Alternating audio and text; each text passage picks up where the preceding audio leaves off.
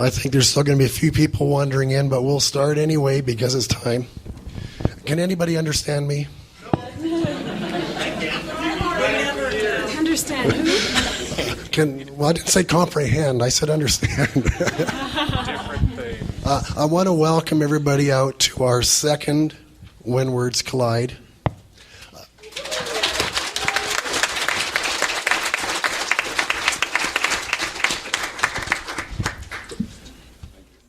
How many of you were not here last year? That's a lot. Our registration is like 35-40% higher than last year. So I think we're doing something right. I think you're all doing something right.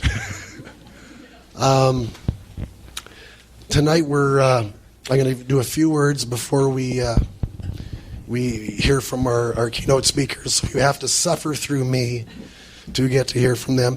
And I just want to mention we have an extra keynote tonight. One of last year's guests, Jack Whyte, has to leave in the morning. And so we're going to give him an opportunity tonight to say a few words to us.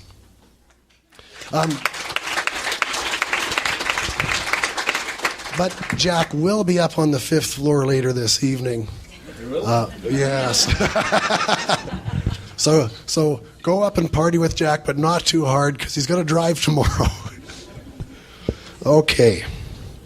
I just want to mention a few things. First of all, we did start earlier this year. Last year, one of our top requests was to start earlier. So we did, not knowing how many people would actually show up earlier. Most of you did. So thank you for that, and we apologize for the small rooms upstairs because we really had no idea how many people would be able to take the afternoon off and come out, and a lot of you did. Thank you for that. Next year we will start earlier again, but have the full program space for it. I want to mention the sign-up book in the Merchant's Corner. We have a lot of sign-up activities this year. Last year we just did the coffee clatches. But to try to prevent people from standing in lines for things they don't get to, we decided to do sign-ups for some of our other events. So for the pitch sessions and the blue pencils, and we also have a series of workshops in the Collingwood room this year, which are mostly already booked up. They're very popular. So see what's left and grab a spot.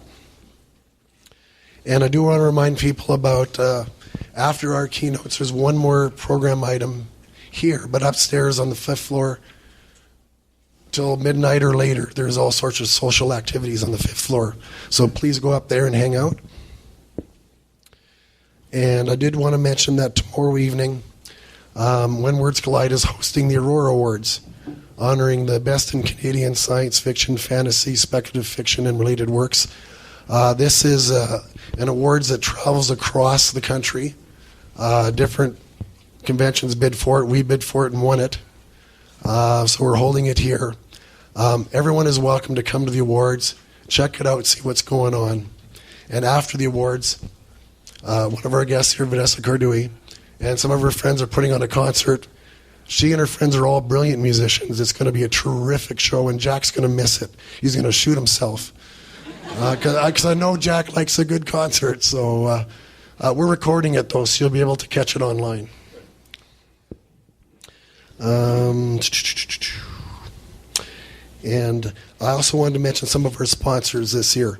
When Words Collide is a fan-run volunteer organization. Everybody volunteers, but we do have sponsors that help us out. And this year we were helped out by the Calgary Arts Development Council, Calgary World Fantasy Society, Dodge the Bullet Comics, IFWA, the Imaginative Fiction Writers Association, Mystery Inc. Society, Photo Art for You, the Sentry Box, and SF Canada, plus a couple of other sponsors who didn't want to be mentioned. They want to remain anonymous. So we should give a big hand of applause to people.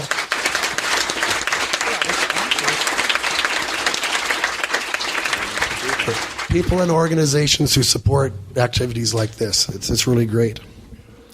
And I do want to request, since we just had applauded, a round of applause for the volunteers that are working this weekend.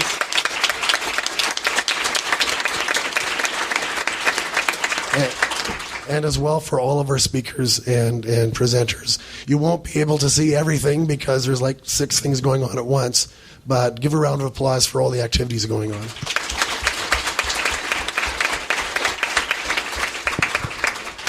And last but not least, we get to hear from one of last year's guests and all of this year's guests.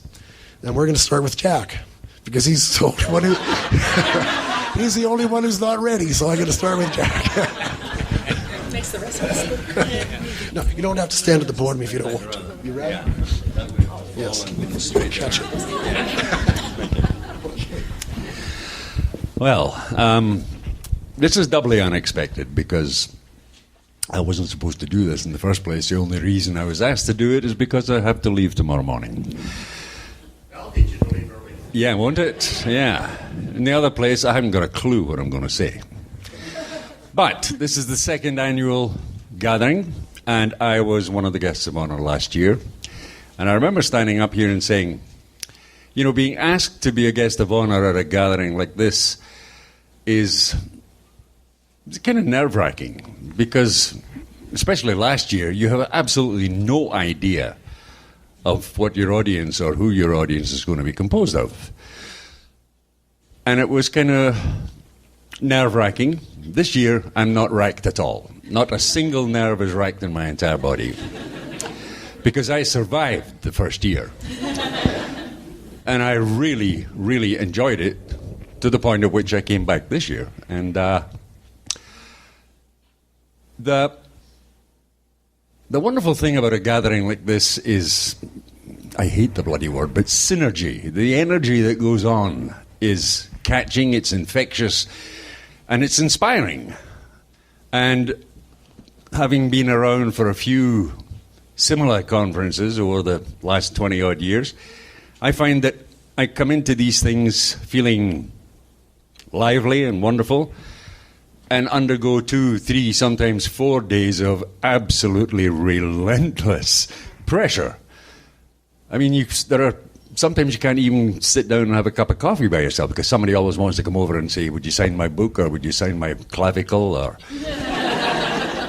And, you know, it's fabulous, but you leave at the end of it like a wrung-out dishcloth, and yet paradoxically you're supercharged. And I find I get enough energy out of one of these things to keep me going for 6 months. And at my age, I need that kind of energy. But primarily, you're here to learn.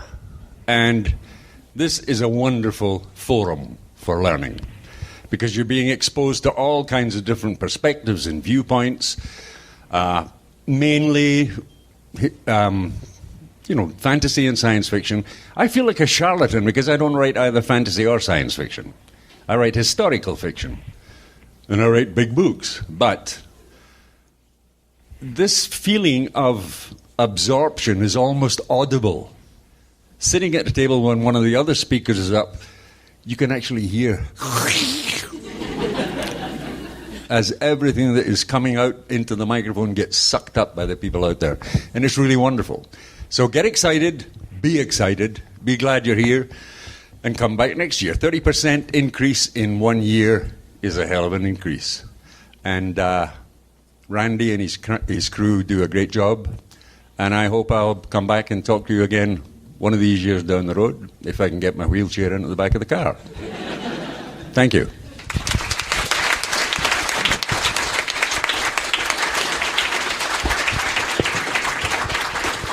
Thank you, Jack. See who the next victim is here. Oh, yes. Yes. Jack's double, Kelley Armstrong. Did you want to come up to the podium as well? I will come up. Yeah. All right. We're going to start better standing, feels more official. We're going to start a new tradition now with the podium. Last year nobody stood at a podium. So this is a new tradition. Here we go. Stand. Hello, welcome everyone. Thank you for coming out on this opening night and coming out to hear a bunch of people talk. Which is just not always, the most exciting thing, but we will try to make it through. A few months ago, I was asked to do an online chat for a writers a class. And in advance of the chat, the instructor said, could you write a little piece for the class just to introduce yourself and a topic that I think they would find really interesting? I'm like, okay, great. What is it? Well, could you tell us about the distinction between literary and commercial fiction? And I cringed. As I cringe anytime somebody mentions the distinction between literary and commercial fiction. And it's not just because I find it nearly impossible to give a definite criteria that distinguishes it. I mean, it's something that I know it if I see it, and my definition will not match everyone else's definition. But well, okay, I'm not sure how literary folks feel about this, but genre writers and readers have to deal with this distinction regularly and not always in a positive way. We get tired of defending what we like to read and what we like to write because it feels like that, being defensive and self-justifying. So I'm going to propose a way to end this battle for once and for all. Not a discussion, because, discussions are great. Talking's great, right? But it's not that exciting. So let's go with exciting. We're going to battle it out Hunger Games style. Now, granted, Hunger Games is a genre book, so some of our literary cohorts may not quite know what I'm talking about. And then when I, propose it to them, they'll think I'm talking about a, three-legged charity race for world hunger. And we'll just let them think that. It'll give us the advantage. Okay, if for those of you who don't know, literary folks, Hunger Games is a book and a movie, and it is about a game of survival where the contestants are put into a wilderness arena, forced to survive and fight until only one remains. We'll adopt the same strategy, except not just one remains, but teams, literary and genre. Now, because the Hunger Games is televised, they always start off by listing the strengths of each contestant for, wagering purposes. So let's do that. We'll see what the genre writers bring to the table, their special skills and knowledge. We'll start with science fiction. Do we have any science fiction writers here? Okay, great. You guys are the idea folks. You can see the big picture. You ask the big questions. We're going to put you in charge of assessing our strategy. Fantasy. Any fantasy writers? Okay, do any of you write either fight scenes or surviving in a harsh environment scenes? Awesome! You guys will be our resourceful warriors. You will teach us how to battle and how to survive out there in the field. Horror writers. Come on, horror writers, yes! You guys excel at the art of the scare, psychological warfare. We're going to put you in charge of teaching us how to mess with our opponents' heads. Last but not least, romance and mystery. If anyone's ever watched Survivor or those types of shows, you know that what usually takes the day is strategy and relationships. And that is where you guys will come in. The mystery writers will be in charge of devising the most devious strategy imaginable. The romance writers will help us bond with our opponents before we totally screw them over. Speaking of which, when I wrote this originally, I had a slight typo, and it said that the romance writers would help us bone with our opponents, which is a perfectly valid strategy. Seduction would work fine here. Okay, so those are the genre. There are others, but you can see we bring lots to the table. The literary writers. Their special Hunger Games worthy skills are, okay, we may have we may have, skewed the odds a little in our genre fiction favor, and they could justifiably complain. So we will give them an event just for them. We will have a writing-centered event. Except, well, it's the Hunger Games. And audiences don't want to watch a bunch of people sitting around typing on their keyboards, so we need to add a little incentive. Let's go with man-eating starving tigers. They'll be held at bay by a rather thin fence, while inside the writers have to work on their chapter, get their chapter done, and they can leave. And I'm sure that the literary team would produce great works. They would probably even win this one, except that, well, it would take them so long to finish the damn chapter that those tigers would have gone through and eaten them by then. Do we have any literary writers here? Sorry. You'll be just fine, though, because forewarned is forearmed. My advice is take up archery. It worked for Katniss. And if you have no idea who Katniss is, start reading now. The thing is, the problem with that proposal is it would kind of result in a loss of some authors. And nobody wants to really see that, because a broader and a deeper, stronger literary landscape benefits both authors and readers alike. And that's the key, I think, to getting past this debate.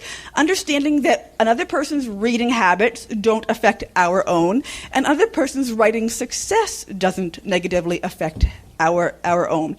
When I'm asked if I ever feel in competition with other writers, my answer is a resounding no. I really believe that cooperative efforts among authors strengthens the overall market. I co-organize a multi-author cross-publisher tour that's now in its third year, and the purpose of that tour is to cross-pollinate readership, particularly to introduce our readers to new authors. When we get back sales figures on those tour events, the biggest sales are not from the best-selling authors, because the readers who come already know them.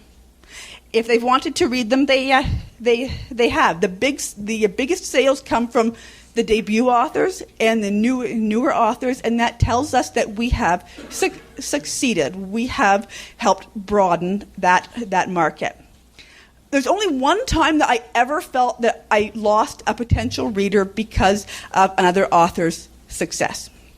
I was giving a little talk on my YA books at a private school in Vancouver, and afterwards, a young woman comes up to me and says, "Your books sounded really good, but I can't read them because I only read Twilight, and that would be like cheating on Edward." So that did cost me a reader. However, there are thousands upon thousands of readers that I gained because of the way Twilight opened up the teen market. Teenage girls started reading and they did not stop. And while I think that cooperative effort works well within a genre or a subgenre, I think it also works across genres and between genre and literary. Does anyone here exclusively read only one genre or only literary works? No. Our tastes vary. It depends on our mood. It depends on what we're looking for. It depends on the elements that we find within the fiction. If we like character-driven drama, we can find it in all types of fiction. And that's why I'm thrilled to see conventions like When Words Collide that embrace all forms of fiction and recognize that they all have a place for somebody out there. I was on a plane a couple of weeks ago, and I was sitting right in front of a woman who was talking about Hunger Games, and planes getting ready to take off. So it's at that point where you can't listen to music and deaden conversation, and she's telling about the Hunger Games. She is reciting the plot in its entirety, step by step by step, until she got to the very end, and then says, but I won't tell you if Katniss wins or not because that would spoil the story. Meanwhile, I swear, half the plane, it was a very small plane, and it's perfectly quiet at that takeoff time, half the plane could hear this conversation. And they now all know, all except whether Katniss wins or not, which I think is kind of a given, considering that there's a book 2 and 3, and only the survivor, gets out of there? Okay. But what she said after that, she was just talking to her seatmate, and she said that she'd gone and seen the movie, and it inspired her to read the book. And she said, it was the first book I've read all the way through since high school.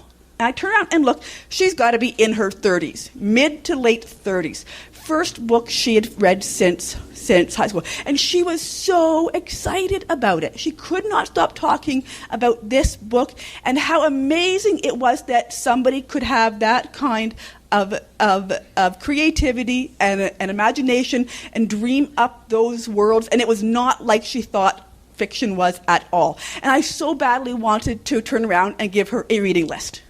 To say, if you liked Hunger Games, do you like more, violence? Divergent. Do you like more romance? Matched. I can go on and on and on and pick out what you liked and give you a reading list. But I was so thrilled to hear her that excited and really hoping that she then takes that excitement and goes out and looks for other books, because that is so often what they do. And that is what we want to encourage. Not the reading of a specific type of book, but reading, just plain reading. Thank you.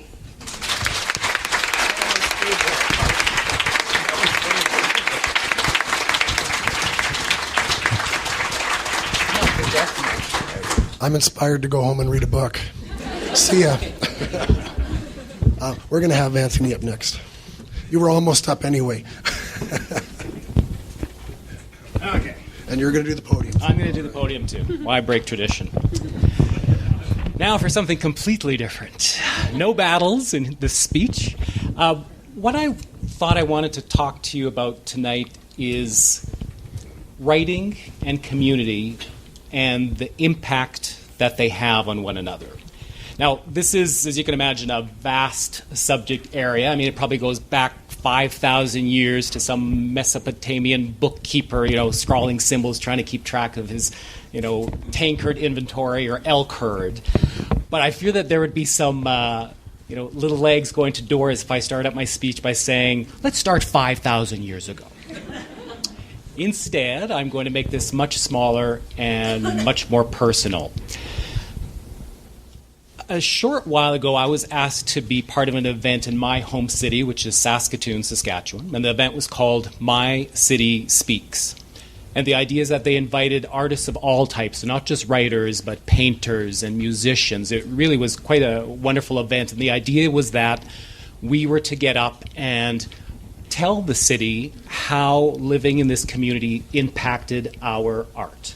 And then in reverse, how we felt that our art impacted the community that we lived in. And it was meant to be a celebratory evening. It certainly was. Then disaster. So about a month later, so this past May 2012, the Saskatchewan provincial government, in a unexpected and bold and brash move, cut something called the Saskatchewan Film Tax Credit. Now, the worry, of course, was that this was going to murder what could probably only be described as sort of a fledgling film industry in Saskatchewan. They were right. At the time, all anyone could talk about was this tax credit leaving the province. And people would come up to me and say, Anthony, aren't you glad that you're not a writer for film or TV? This doesn't affect you. And I can certainly see how they would think that, but they were wrong. So I write a series of novels called the Russell Quantz series, and these books have been under option for TV and Movie of the Week development for a number of years. I actually derive quite a good income from having those options. With the removal of this tax credit, the development company in Regina, who probably had the most interest in this project, couple weeks ago announced they're closing their doors and moving to Toronto.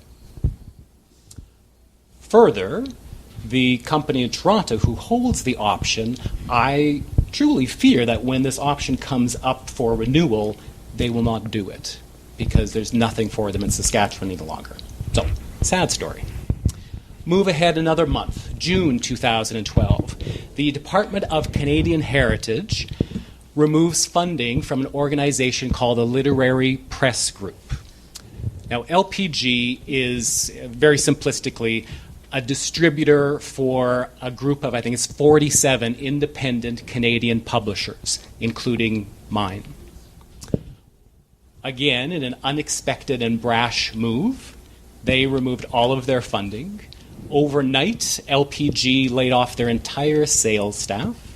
Overnight, I get a phone call from my publisher in Toronto saying, you know, you've got a ninth Russell Quant set to come out in the next year. I don't know if that's going to happen. We had just a couple weeks earlier announced quite excitedly that in spring 2013 I was going to start writing a second mystery series, and he said that is in jeopardy. Now, this latter story ends quite happily because in something that at least I have never seen before, the community rallied behind us and they applied so much pressure. There was an online campaign that I've never seen before, and I'm sure there was a lot of backroom meetings, and the Government of Canada reversed their decision and reinstated their funding to LPG. Overnight, they rehired their staff. Overnight, yes, it was amazing.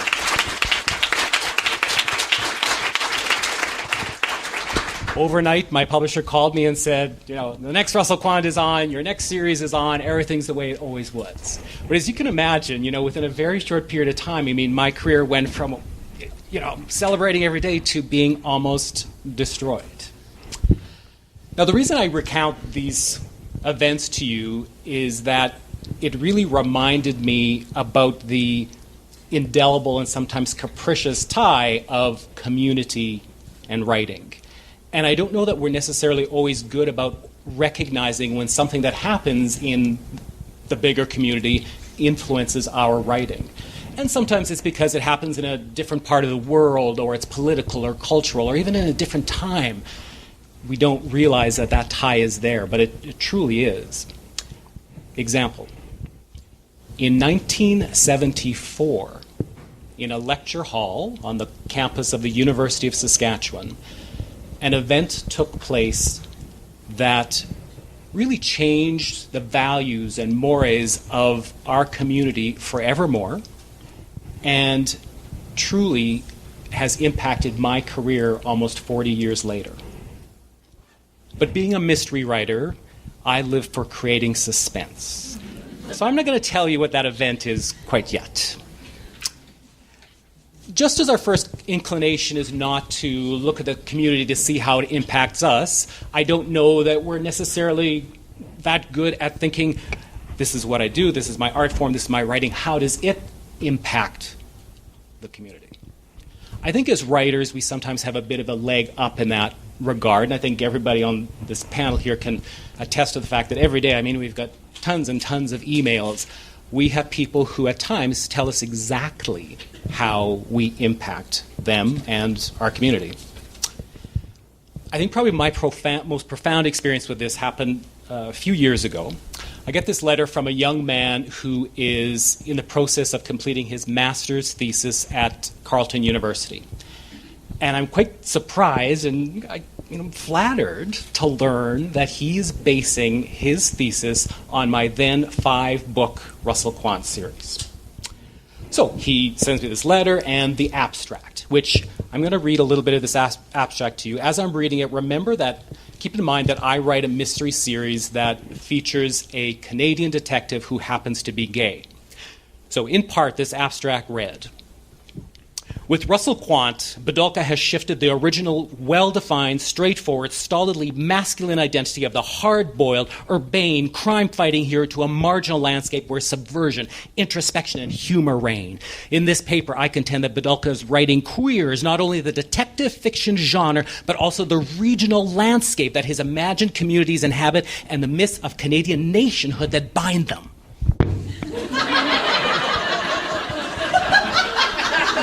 Now, I'm sure there are many people here tonight who are more intellectual than I am, but I had no idea what this guy was talking about. But, it sounded pretty good. So move ahead about 6 months. He's now published his thesis, sends this weighty document to me, and I start, reading it quite excitedly.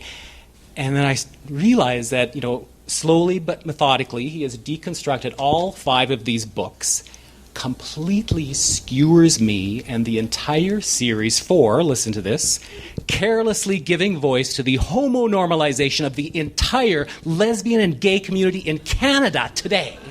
I did that.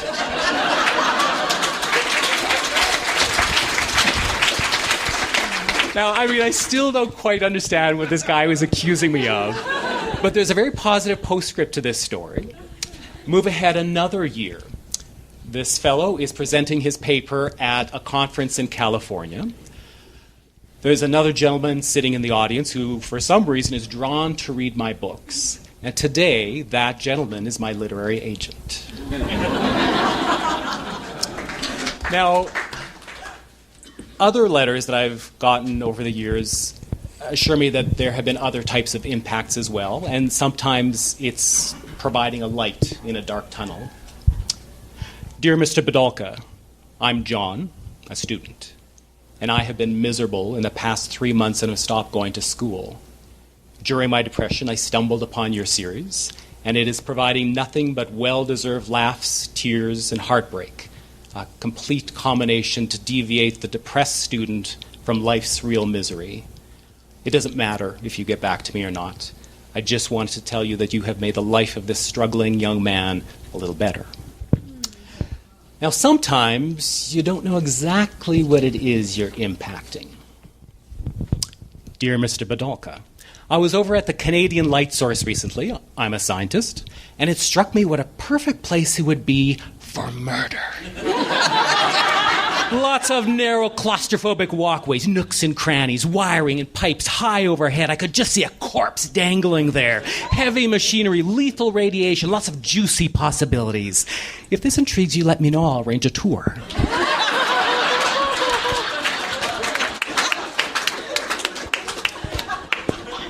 And now I do want to take you back to 1974.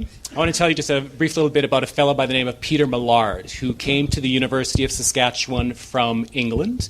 He started out as a professor of English, eventually ended up being the head of that department. He was known as a supporter of every type of arts and as a champion for human rights. I want to read you an excerpt from Mr. Millard's unpublished memoirs that were made available to me from the U of S archives since his passing. Recall, this event he's describing here took place in January 1974. Having resolved to be open about my homosexuality, I decided I would try to get as much mileage out of it as possible. One of my voluntary activities at the university was to help the student debating team by acting as coach and sometimes participant.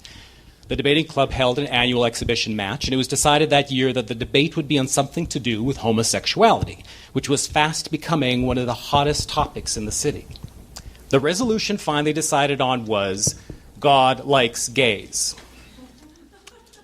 The lecture theater where the debate was to take place was packed. Every seat filled. People were sitting on the floor in the aisles.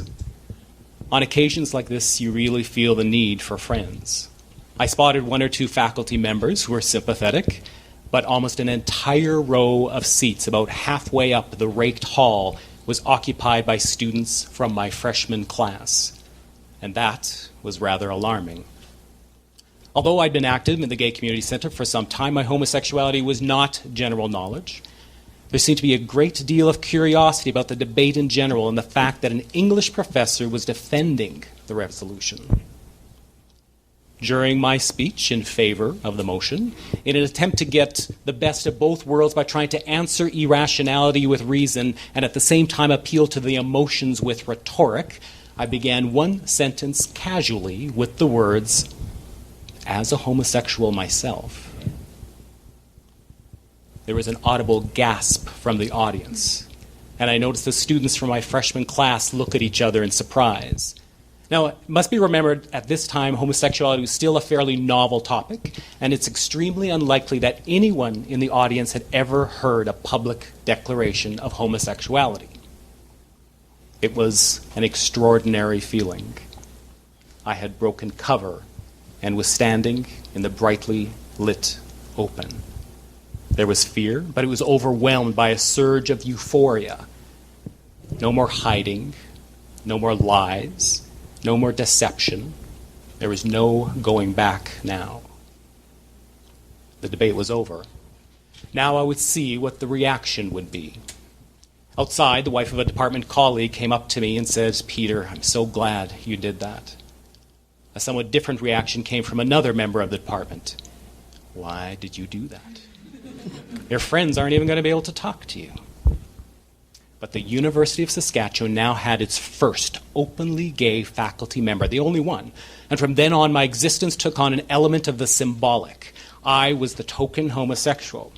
There would be snide remarks, occasional jokes, a more serious opposition, but by far the more common reaction was either support or, more often, indifference.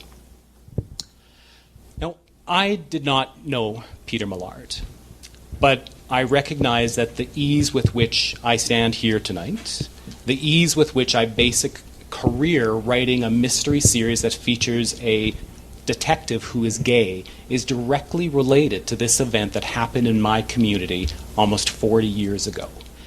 And I think it's because he had the daring to stand out in the brightly lit open that about a decade ago, when I was publishing my very first mystery novel, I planned this massive hometown book launch.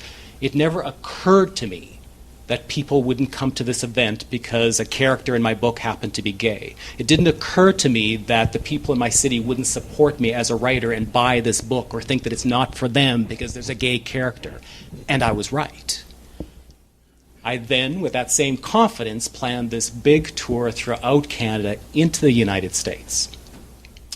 Now, I have to admit that at that point I had some pause to think about what the reaction would be to this book outside of the comfort of my home community. I knew that I stood out from my other colleagues, so I was prepared to address it. So quite late into this tour, I was attending my very first conference like this. It was just a mystery genre conference, but very similar to this weekend. I was sitting on a panel like this one, and you all know how it works. We sort of had our talk, and then it was to open it up for question and answer to the crowd. So we did this, we had our discussions, they put a microphone right there, and then a fellow came lumbering up from the back and came to the microphone and addressed the first question of the evening to me. So I took a deep sigh and I thought, okay, here it comes. So this guy crosses his arms and he says, "Mr. Bidulka, I would like to know how you ever believe that you could write, publish, and sell a successful mystery series featuring a detective who's from Saskatchewan?"